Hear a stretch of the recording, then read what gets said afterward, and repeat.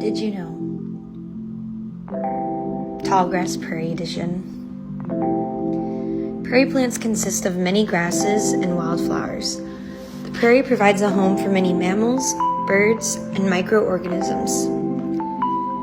Prairie fires once helped maintain this beautiful biome, but European settlement and colonization suppressed this tradition, which led to the encouragement of woods over prairies.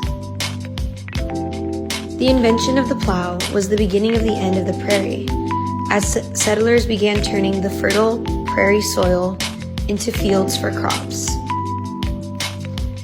The original tallgrass prairie is estimated to have been 221,436 miles squared.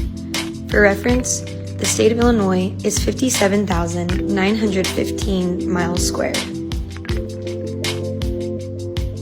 Less than 1% of the tallgrass prairie remains, and only 1,300 acres left is high quality. Remnant prairies and restoration sites are both being managed and researched. In these clips, my mentor and I were at Bartell Grasslands and Bobolink family sites. The white square you see is a quadrat, and we use this for a couple different reasons.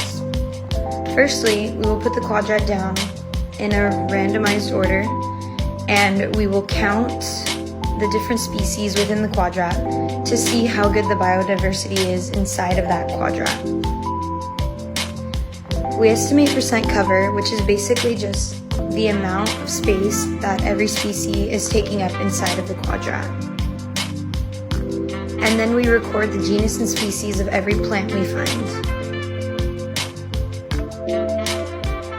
There are many species that rely on native prairie plants for their survival, the most famous being the monarch butterfly. The monarch cannot survive without milkweed, which you can see here. What can you do with limited resources and knowledge about the prairie?